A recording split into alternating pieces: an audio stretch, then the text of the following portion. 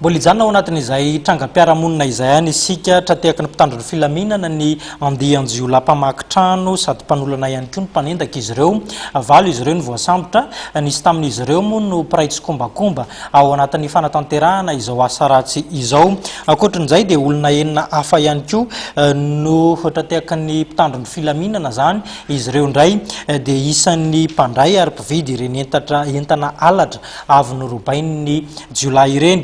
Ny brigadin'ny Ambohimangakely moa no nanatanteraka izao asa fisamborana izao. Raha Nizandara avy eo amin'ny brigadina Ambohimangakely ny andian-jiolahy mpamakitrano, mpanolana ary mpanendaka izay tarihiny Leraty sy Bota. Valo izy ireo no voasambotra izay samy jiolahy avokoa ary mpiray tsy kombakomba. Ankoatra azy ireo dia olona enina hafa no nosamborina izay fantatra fa hampandray ireo entana alatra avy norobaina ireto jiolahy ireto. Baspoleta vita italiana izay mahery vaika ihany koa no tratra teny amin'ireto jiolahy izay niaraka tamin'ny bala.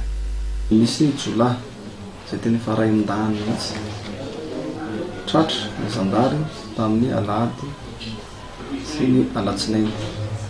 Io jiolahy roa ireo dia manana anarana Leratsy ny iray dia Bota ny teny fiantsonana anankiray. Ireo tena jiolahy ray ndany amin'ny alatra Anendana, Vakitrano, alatra miadina. Raha vao resaka fandikan-dalana ataondreo daholo. Misy namany koa tratra miaraka aminy Nenda, Vatsy anisan'ny tratranay ao. Efa ndaikitra moa fanadiadina, miampy koa ny renseignement izay avy azo avy amin'olona tsara sitrapoa nazahoana nyreto pistoletinareo rehetra. Bala telo moa sy tavela aminazy fa mipoaka zany ny ambony zotao fa io sy tavela. Dia abona vehivavy tsara sitrapo izay mahafantatra an'izareo ireo nazahoana amin'ity basy ty. Vehivavy io no namitaka andreo itadiavana mpividy zany hoe tsisy vola, itadiavana mpividy. Ilay vehivavy io zany tonga dia nanatra n'ity basy ty tamin'ny tany filaminana. Dia tany nazahoana ny basy io dia atao fanadihadiana dia tratra daholo moa zareo. Nisy ny entana izay nangalanireto jiolahy ireto no sarona ka nahitana écran plat, baffle, moto ary kojakoja elektrônika hafa.